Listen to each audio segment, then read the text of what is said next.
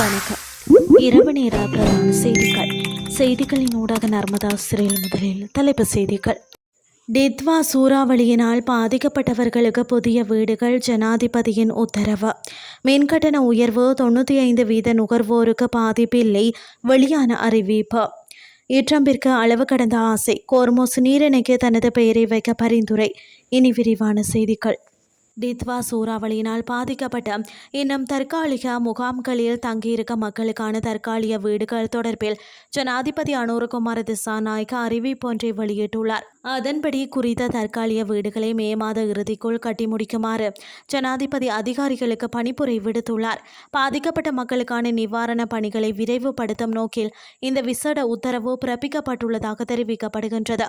இதுகுறித்து வீடமைப்பு, நிர்மாணத்துறை மற்றும் நீர்வளங்கள் அமைச்சர் சுசில் ரணசிங்க தெரிவிக்கையில், நாட்டில் தற்போது 3 மாவட்டங்களை மையப்படுத்தி சுமார் 20 பிரதான தற்காலிக முகாம்கள் செயற்பட்டு வருகின்றன.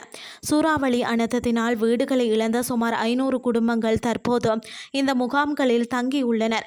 முகாம்களில் உள்ள மக்களின் அன்றாட சிரமங்களை கருத்தில் கொண்டு அவர்களுக்கான தற்காலிக குடியிருப்பு வசதிகளை மே மாத இறுதிக்குள் முழுமையாக நிறைவு செய்யுமாறு ஜனாதிபதி வலியுறுத்தியுள்ளார் என தெரிவித்தார்.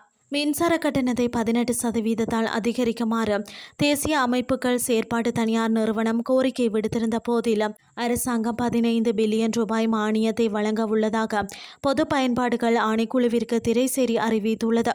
இது தொடர்பாக கருத்து தெரிவித்த பொது பயன்பாட்டு ஆணைக்குழுவின் தொடர்பாடல் பணிப்பாளர் ஜெயநாத் கேரத், அரசாங்கத்தின் இந்த மானியம் காரணமாக மின்சார கட்டணங்கள் அதிகரித்தாலும் 95% நுகர்வோருக்கு கட்டண உயர்வு அவசியமில்லை.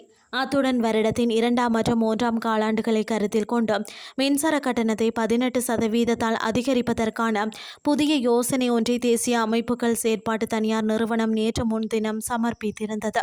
கடந்த 6ஆம் தேதி இதே நிறுவனம் 2 காலாண்டிற்காக 15% கட்டண உயர்வை கோரியிருந்தது.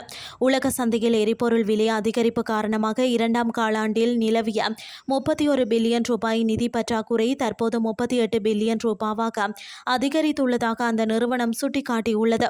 எனினும் திரைசேரியின் நிதி தலையீடு காரணமாக பெரும்பாலான மின் நுகர்வோர் இந்த பாரிய கட்டண அதிகரிப்பிலிருந்து பாதுகாக்கப்படுவார்கள் என எதிர்பார்க்கப்படுகிறது என தெரிவித்தார். இனி வெளிநாட்டு செய்திகள். கோர்மோஸ் நீரிணையின் பெயரை மாற்றலாம் என்று பரிந்துரைக்கும் ஒரு பதிவை அமெரிக்க ஜனாதிபதி ட்ரம்ப் தனது சமூக வலைதளத்தில் பகிர்ந்துள்ளார். கோர்மோஸ் நீரிணையை ட்ரம்ப் நீரிணை என்று பெயரிட்ட ஒரு வரைபடத்தை தன் சமூக வலைதளத்தில் ஜனாதிபதி ட்ரம்ப் வெளியிட்டுள்ளார். இது இணையத்தில் கேலியான விமர்சனங்களை கிளப்பியுள்ளது. கோர்மோஸ் நீரிணை ஈரான் மற்றும் ஓமானுக்கு இடையே அமைந்துள்ளது. இது பாரசீக வளைகுடா மற்றும் ஓமான் வளைகுடாவை இணைக்கிறது. இந்த கோர்மோஸ் நீரிணை என்பது ஈரான், சவுதி அரேபியா, ஐக்கிய அரபு எமிரேட்ஸ் போன்ற எண்ணெய் உற்பத்தி நாடுகள் மற்றும் அதை சுற்றியுள்ள நாடுகளுக்கு மிகவும் முக்கியமாகும்.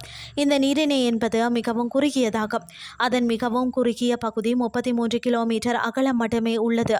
அதிலும் கப்பல்கள் செல்லும் பகுதி 3 கிலோமீட்டர் தூரம் மட்டுமே உடையவை. உலகளாவிய எண்ணெய் ஏற்றுமதியில் 20% இந்த வழித்தடம் வழியாகத்தான் நடைபெறுகிறது. கோர்மோஸ் என்ற பெயர் அப்பகுதியில் 13 முதல் 16ஆம் நூற்றாண்டுகளில் செல்வாக்குடன் திகழ்ந்த பண்டைய துறைமுக நகரமான கோர்மோஸ் நகரில் இருந்து உருவானது என்பது குறிப்பிடத்தக்கது. செய்திகள் யாவும் நிறைவடைகின்றது.